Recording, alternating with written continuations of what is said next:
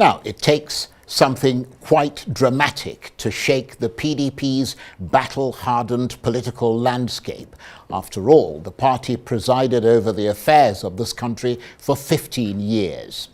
But the resignation of the former governor of Imo State and former deputy speaker of the House of Representatives, Chief Emeka Ihedioha, a man who, at the peak of his career, helped to steer the affairs of the party at the state and national levels and was both a founding member and member of its board of trustees, has become something of a political bombshell.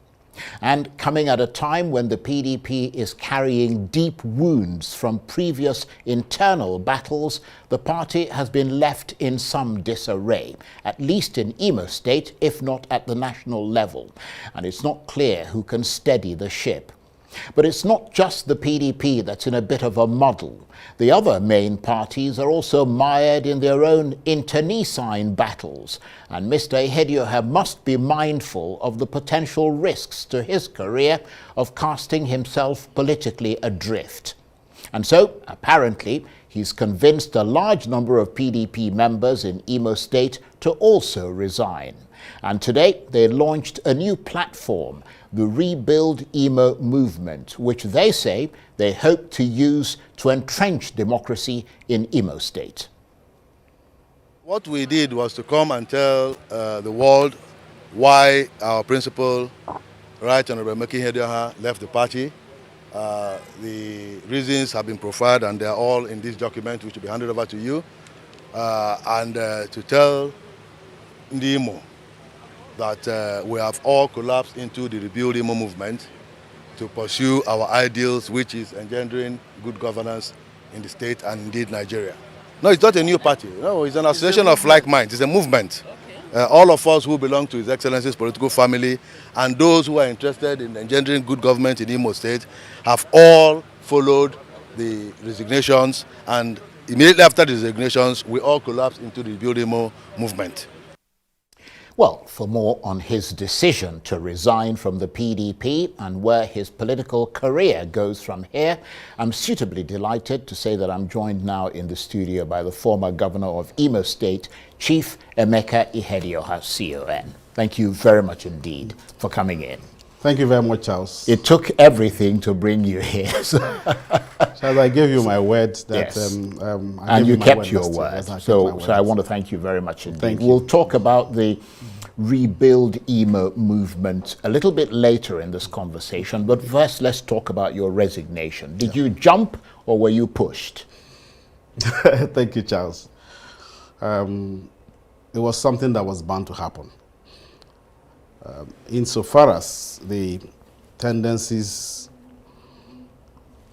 operating the party remained there. For quite some time, the warning shots were very clear. Just before the elections, yeah, there were issues, but it made sense for us to get into the election convinced to regain power at the federal level and number of states. But of course, a number of things happened.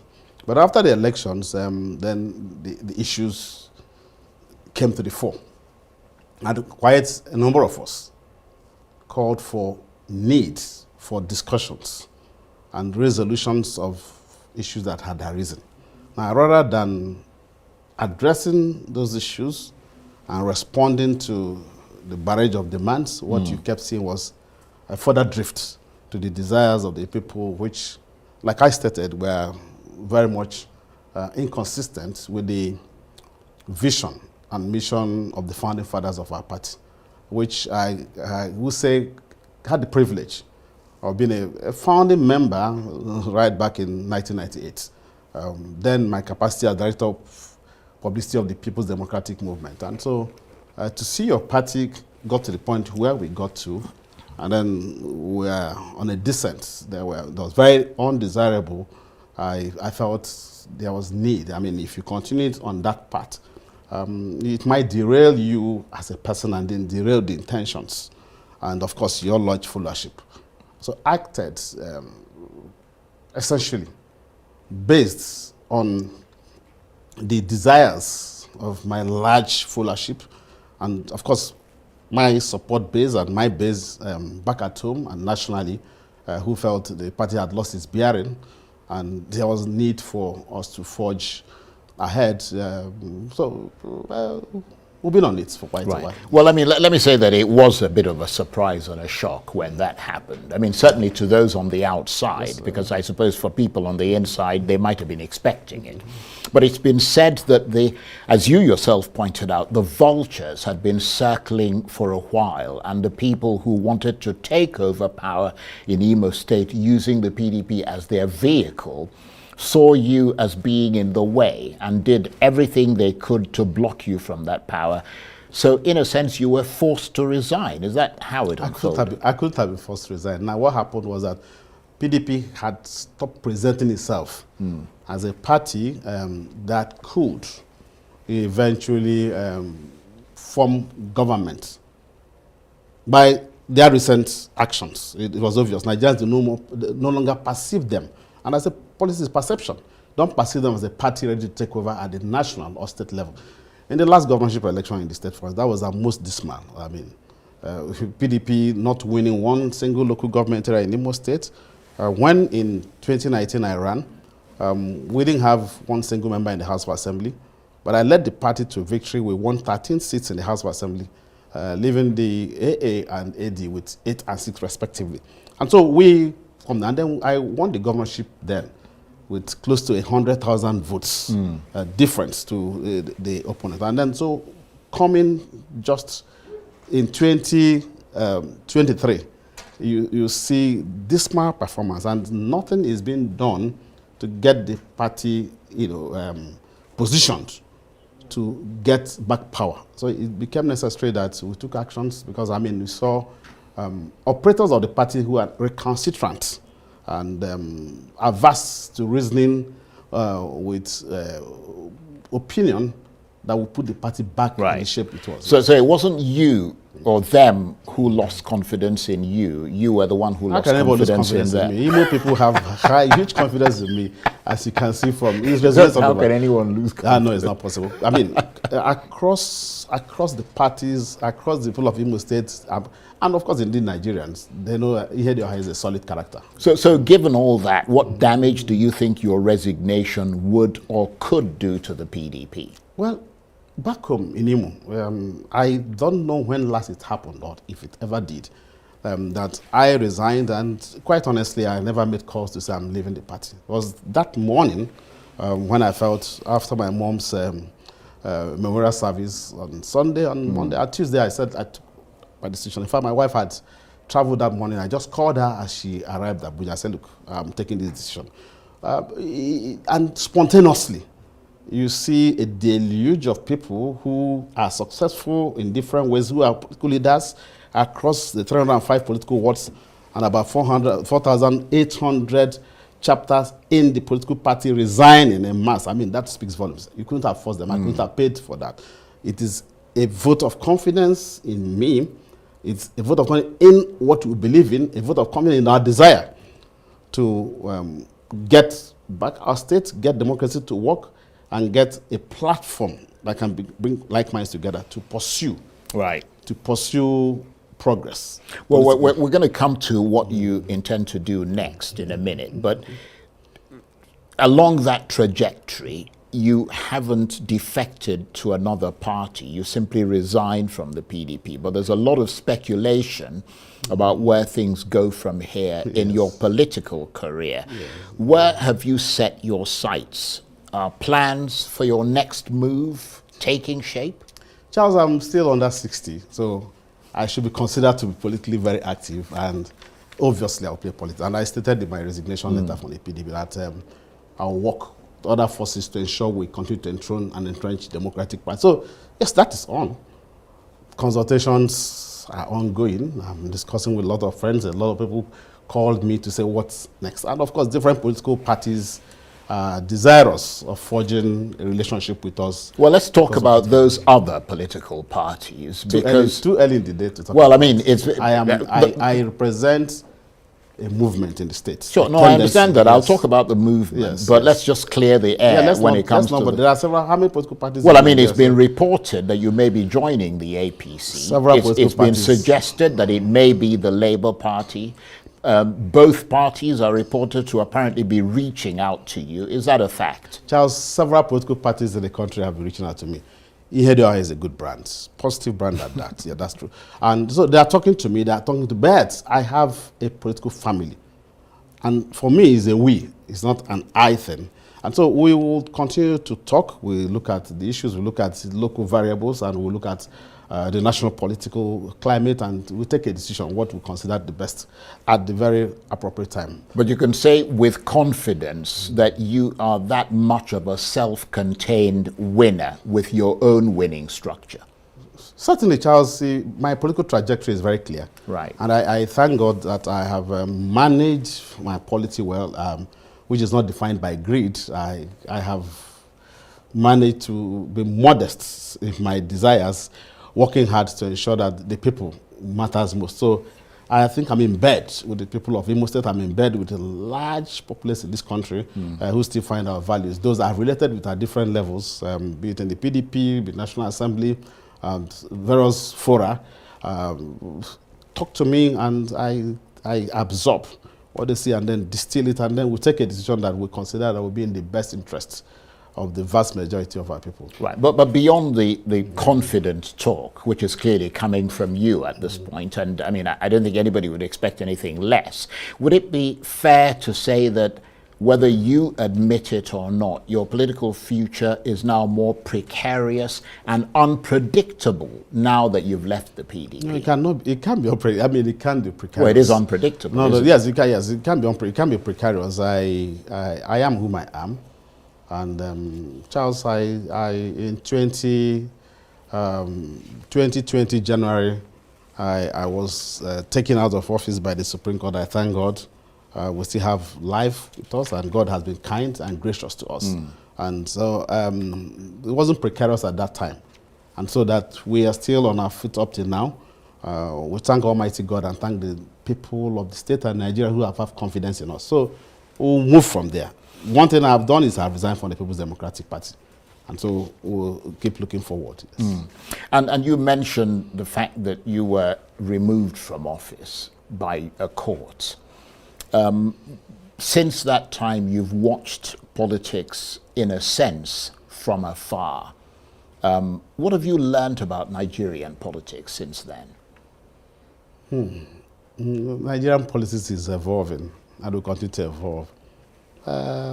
Maybe challenging now, appearing unpredictable now, but I'm very confident that the future is brighter. And that's why I'm still active in politics. I am very certain that we'll get there.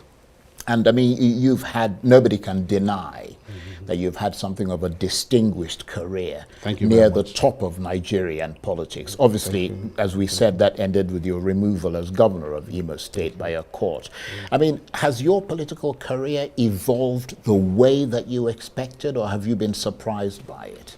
Well, I must say, God has been gracious, I did say. Perhaps when I began politics, I did not get to this level, but I imagined that I needed to prepare myself for eventualities, and yes, I've had privileges and opportunities, and I think at each time I've been privileged to be in an office. I've made the best out of it. I've judiciously represented my people and discharged myself equitably. And you haven't had the EFCC coming after. be it as chairman, coming after you, be it as chairman of House Committee of Marine Transport, my records are clear. I mean, we had quite a distinctive career and got many bills passed and signed into law, be it as Chief Whip of the House of Reps, be it as Deputy Speaker of the House. And of course, for the 7 days I stood as Speaker, and then be it as Governor, we brought about confidence into governance for the people of our state. And I think we remain a positive reference point at times. I mean, when I chaired the House Committee on Constitutional Review, we came up with issues that would have redefined our nation. Unfortunately, our efforts didn't get to its conclusion because the president at the time did not sign the bills passed into law. cause to be very grateful to God. Very grateful to God, yes. And as we mentioned previously, I don't mean to be banging on about it, your career was brought to an abrupt halt by what some of your supporters have called legal maneuverings. How much have those legal machinations affected or eroded your trust in the judiciary? But just like most Nigerians, as I know, were shocked at the outcome of the judgment of the Supreme Court, but I'm a believer in the Nigerian system. What was it about it that shocked you? No, I won the election. Clearly, and INEC had my name as the winner of the election up till November 11, 2023, when the next elections took place. I mean, so for INEC, Ihedioha won the elections clearly with close to 100,000 vote margin, and so I didn't see where it was coming. But like I said, when you believe in a system in your country, all you say, to God be the glory.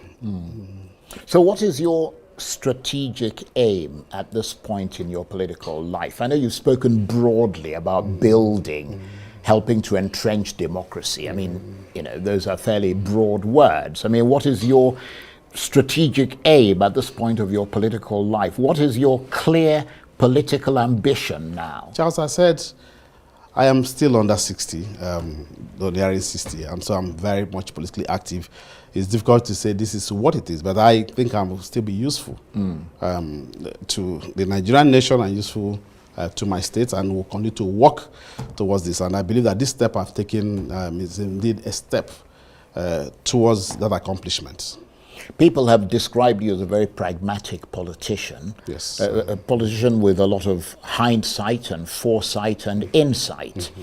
And so they watch you to see the parapraxis of your political movement, and they use that to kind of assess what is happening with Nigerian politics. And of course, you left the PDP. A lot of people now thinking, given your pragmatism, that it appears to be, the PDP dream appears to be conclusively dead. Do you believe that the party is effectively dead, or can it be resuscitated to what it was when it bestrode Nigerian politics and Nigerian power between 1999 and 2015? And would you ever be tempted to go back? Well, factually, and like I said, politics is about perception.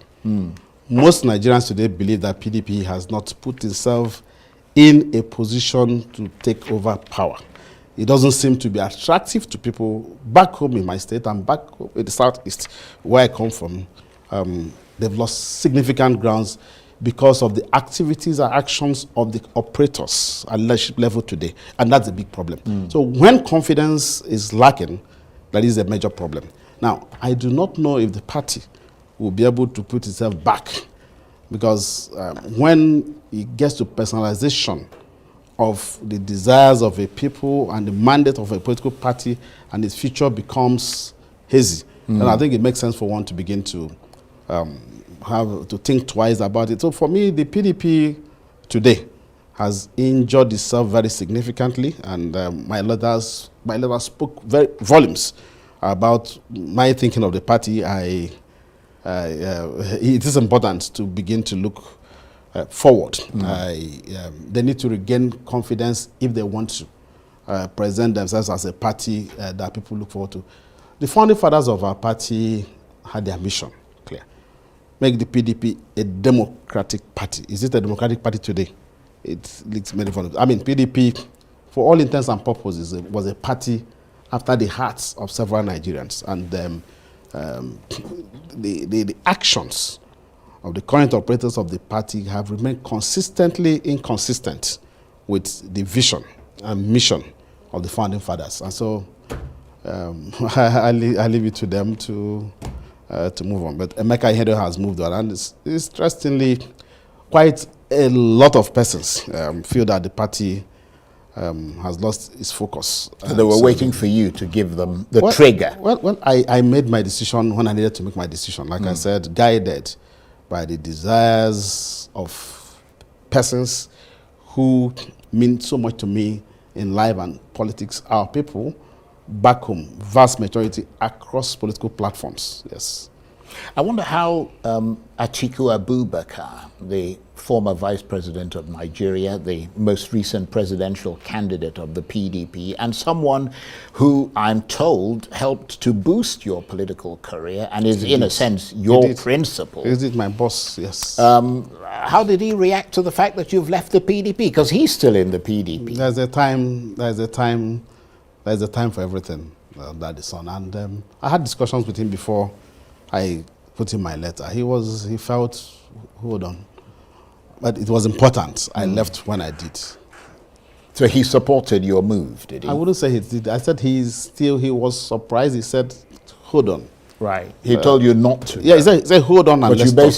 He said, hold on and let's talk. And I said to him, sir. You said, well, there's nothing to talk about. I said, sir, there are issues. I was privileged to be at the National Caucus meeting on 17th, right. Wednesday 17th, and I made what I consider my valedictory speech to the caucus, and there was no point continuing to deceive myself. I'm pragmatic, like you said. I like to face issues the way they are, and I do not belabor the fact that things have gone really very wrong. And has there been any official reaction to your departure from the PDP? I wouldn't know. Or you wouldn't care, really? Let's I wouldn't know. Charles, what is important today is we're putting our people together, right? Just to ensure that we have a sense of direction. Okay, let's talk about those people that you're putting together. Rebuild Imo movement. Tell us about that. No, Charles, I represent hope to many. It's very maybe obvious. that's a wrong choice of words, given who's the governor, who's the governor of Imo State at the moment. He's Charles, your political Charles, opponent. As governor, I set a number of things aright in Imo. Right. As governor of our state, we were able to give autonomy to local governments. We brought significant reforms, ease of doing business in Imo. We were able to get transparency at focal point. We restored, we reduced the rural-urban migration because we now made local governments to begin to function. We got sanitation back to the state. We looked at education. We looked at the health sector. We looked at different facets of government. But most importantly was that we gave words to civil servants to say they were being paid 70% of their salary when I came in. And I gave my word that will give you, restore 100% salary with it. Pensioners are not paid. We began to pay pensioners. And several other things. So you have a people who have felt you. And they've seen you in action. That's why they call me Omenke Ahuranya. What that means that I do what people see. So it's a case of talk and do. And we have a large support base. And these are not just, figments about, today, we talk about 5,000 leaders, former governors of the states. One former governor, deputy governor. Well, I saw a fairly lengthy list. Former ministers. Although obviously I couldn't check every person. Members of House of Reps, the two senatorial candidates of the party who had a last election, 6 House of Reps candidates in the last election. Several members of the House, several candidates. They all left with you. Of course, the records are there, the lists are there. Several, leaders in their own rights. A member of the board of trustee leaving to say, I am leaving. I couldn't have paid them. I couldn't have forced them. They have a cause. And these are people who are still very politically active. And so we are together and we will begin to forge a direction that will help our people get to the next level, yes. So on the basis of this Rebuild Imo movement and as a leading member of the opposition, which is effectively what you are in Imo State, and the fact that you're now outside the PDP, how do you assess the stewardship of Governor Hope Uzodinma, who took over from you? I won't talk about him, and I have not spoken about him in a while, so I will not talk about him. Yeah, but you're a member of the opposition. I won't talk about that. That's not the essence of this interview. Okay, well, I'm the one who determines the essence. Yes, but it's not something I want to talk about. Okay, let me put it. It's not the subject of our debate. If we want to talk about that, it's something we can take another day. Okay, well I gave you my words that I will speak to you when I said I wasn't going to run for governorship in March last year. Yeah. and I kept fit. Yeah. That was in spite of... Although it took a very long yes, time, of course but you took a- finally got here. But I'm didn't sure you? you know the time is right now. Yeah. I mean, so it makes sense. So I think let's... Well, that's about that pragmatic politician, Yes, isn't yeah. it? But let me put it this way, though, because obviously that's an important thing, isn't it? Yes, The fact of the state of Imo today. How would you assess the state? Do you think people are happier now than they were when you were in office? Charles, we'll talk about that on another day. Right. Yes. But are people happier Now, what is now important? than What they is were? what is important today is creating awareness. That we have a movement that offers a platform to achieve a people's government with democracy, which is government of the people, for the people, and by the people. Right. At the central focus, yes. So you don't want to talk about, you don't want to, because I mean, on the one hand, and I don't mean to push it Just, too but much. you know me well. That you Well, know that I said is a subject for yet. No, I know, another- but what I'm saying is that what I'm trying to understand is why you would not talk critically about the state of your state when in fact you're telling us that you're trying to create a new organization and a new system that would take the state from where it is to a higher level. I mean, you'd have to assess where it Charles, is my political before you movement move and on. I agreed when I accepted to be part of this interview, and I said to them, we're going to discuss about why Right. we left the People's Democratic Party. And I mean, we person, I said to you, we. And so we agree on what to do. Like when we take a decision, I will say to them, look, ladies and gentlemen, how do we pursue our political career from here? So it's important that people, you carry, you are expressing their desires and you keep to that. And so in line with whom you are, you know what I mean, Charles? So I think we should do that. Right, okay. Well, let's go beyond Imo State. yes. Let's respect the fact that you said, you did say before we started Yes, talk that you yes. didn't want to talk about it. Although I thought it was important to bring it up. But let's go beyond that. What about on the national level? What about the government of President Bola Tinubu? It's coming up to 1 year since he's been in office. What would your assessment be of that government? Charles, obviously, I know several Nigerians are watching this program, and I like to be on lane. We'll have time to talk about the... Basically, you don't want to talk No, about I'm the coming. APC. Yeah, we'll talk about President Bola Ahmed Tinubu. I Right. didn't support him in the last election. You I didn't, of I didn't. course. Yeah, yeah. I did not vote for him. I voted for Atiku Abubakar and had remained on track in that regard. I had just left the People's Democratic Party, and we'll look at the future. And time will come, obviously, when we shall evaluate. And by that time, I would have been prepared because I want to speak on issues rightfully the way they are. I want to talk about the legislature. I want to talk about the executive. I want to talk about issues of governance, and I should have my facts before I speak, yes. Well, I mean, I doubt if you don't have your facts. You're a very smart politician. Yes, I am. But let me ask you this: would you vote for Atiku Abubakar again in 2027, or would you perhaps? Because I mean, there's been, as I said, I don't mean to keep belaboring the point, but you're someone who is very politically pragmatic. I mean, Atiku is a lot of people would say is past his sell-by date now when it comes, as we look towards 2027. What if we I don't... mean, sorry, go on. What if we don't belong to the same political party by that time? Today I've left the PDP, Right. and he's still in PDP. And so the future is pregnant. But in terms of assessing the people who are on that presidential level, what do you think of someone like Peter Obi? Are you sure I wouldn't want to run? Well, I mean, I would certainly not be surprised if you didn't. There are good candidates, and 2027 is still very pregnant and still some time to go. And you know, it's there's a thin line. When I leave the central focus of this discussion and begin to talk, I mean, it could be thought. I'm not here to advance anyone's cause. I'm here to speak on the issue of my departure from the People's Democratic Party. And on your political future. Yes, on my political future, yes. So and obviously I'm going to have associates. Right. And as we have those associates, we begin to define what the future looks like. Right. In the last election, I was chairman of the campaign council in Imo for PDP, and I advocated for my party to win.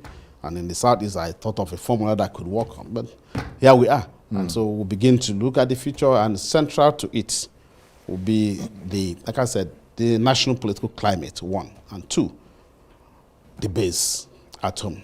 Where does that leave us? So what do we do? And what's the prevailing circumstance and situation? What do I do in the best interests of my people? That will define the way forward. And you won't be left in the dark. Well, I certainly hope not.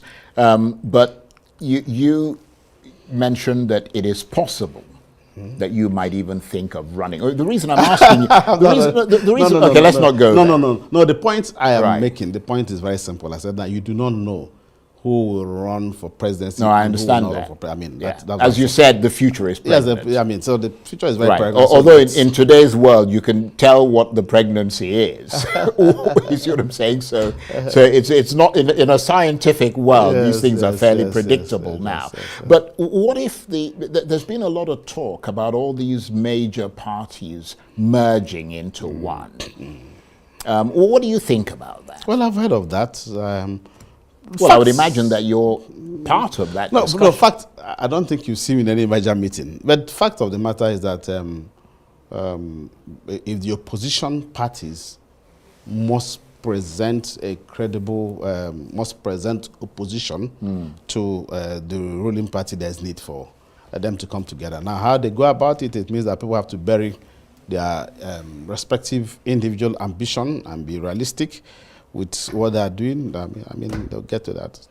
It's something that could be very healthy for the political system, yes. But obviously that's part of your consideration as you watch politics evolving. I mean, whether or not you might join such a party. Several considerations. Right. Again, I will talk with my base. And I have significant associates across the country. So we'll talk and we'll look at what we consider the best for this country. Because obviously if they merge into one party, I mean, you're likely to meet a lot of the, assuming you get into that party, you're likely to meet a lot of the people that, you know, you sort of left at the PDP. Just, I have a lot of friends across parties.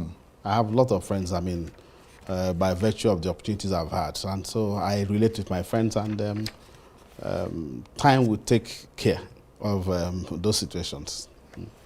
But obviously, the most important that I will remain constant in our political climate.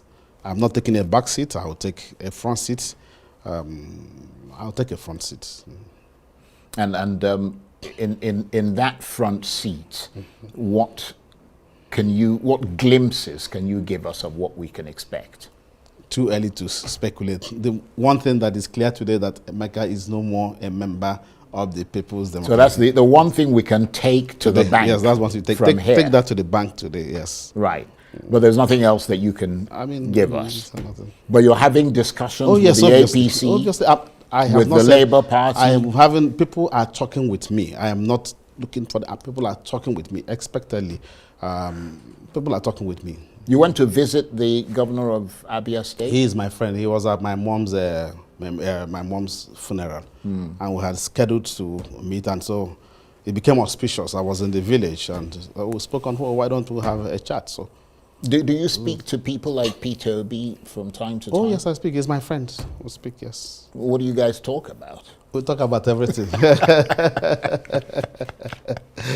It's difficult to pin you down, but let me ask you this, because obviously you want to look, you're not giving us a look forward, because as you said, the future is pregnant, but you can look backwards.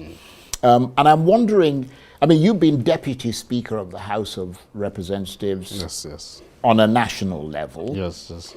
You've been Governor of Imo State on a state level. I know you touched on this earlier, but what would you like the people of Imo and Nigerians in general to judge you by in terms of what you were able to deliver for them whilst you were in those offices? I mean, in a comprehensive, cohesive fashion that kind of tells us that you helped to move things forward. I'm not talking about isolated things like you cleaned up the dirt on the streets of, Owerri or whatever. You see what I mean? I mean something on a much more comprehensive level. First, as Deputy Speaker, Charles, you gave it to us that the 6th Assembly, which I served as Chief Whip, and the 7th Assembly did everything to give meaning to independence of the legislature. And that we did.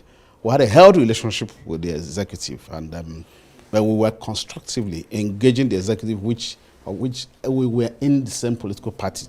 And so the efforts of constitutional amendments that we made were very clear. And if you check the records of the 7th Assembly, I had Waziri Tambuwal as Speaker and myself as Deputy Speaker.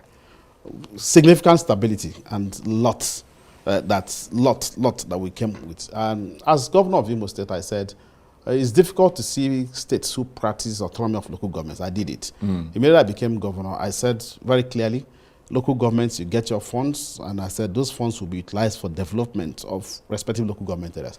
To that effect, we began to construct stadia across the 7 local government areas of Imo State. We had a design, and the prototype design was similar. We got land, and I pursued that each LGA was using the resources for stadia. And what was the essence of it? That Imo could be an exporter of talents. We got back to Secretariat to build Secretariat for every local government area. And why were we doing that? Because we found out that many workers were not going to site. There were several ghost workers. So how do we identify who they were? So if you clock in, if there's an office for you, you could do things. Now, before I became governor, just find out, pensions were almost extinct anymore. I gave my word. Some were not paid for 64 months. I said, I will restore pensions immediately I begin to pay. And then we began to do that. I said to local governments, a worker deserves his wages. And I said to everybody, I got to civil servants, and then we began to pay 100% of salaries, and we refused to borrow a kobo. We borrowed no kobo throughout the period. For the State Assembly, I made the Assembly to work, and they began to make laws for the good governance of the people. Now, by the time I came, transparency was an issue in Imo. I restored sanity. And accountability became the order of the day in our state. So there was a lot of confidence in governance at the state. And I think, talk of infrastructure, we began to fix roads. At one point in time, we got the State Executive Council within a space of 4 months in office to approve the reconstruction, rehabilitation of 19 critical roads in the state. And then we were taking this and we were managing the resources. When I came in, the IGR of the state was 254 million. And incrementally got it rising. By the time I left, we had gone to 1.18 billion. And that was just in a 7-month period. Yes, of course. Right. There were several things I would not just, in terms of sanitation, we give meaning to life. Health sector, in every facet of governance, education, it was important. We got the international community to see Imo as a state they could do business with. Ease of doing business in the state was put in such a way that Imo became, a base again. Everybody wanted to come to Imo because Imo is naturally supposed to be a tourist state. And so it was important. So once you bring good governance to the people, once you give them confidence, and everything will follow. And has there been continuity? Okay. On that muted note, Charles. Chief Emeka Ihedioha, I want to thank you very much. Thank you, Charles. It was absolutely brilliant talking with you. Charles. Thank you. And I'm really delighted that you took the time to join us and also kept your word, because you did say that if you were going to give an interview, you would give it to prime time. So thank you very much indeed. Chief Emeka Ihedioha is a CON. He is the former governor of Imo State. He's also the former deputy speaker of the Nigerian I was House also of Chief Whip, you forgot. And of course, Chief Whip. I remember when you were Chief Whip. You had a big whip, didn't you? Yes. Thank you very much indeed. Very honored to have you.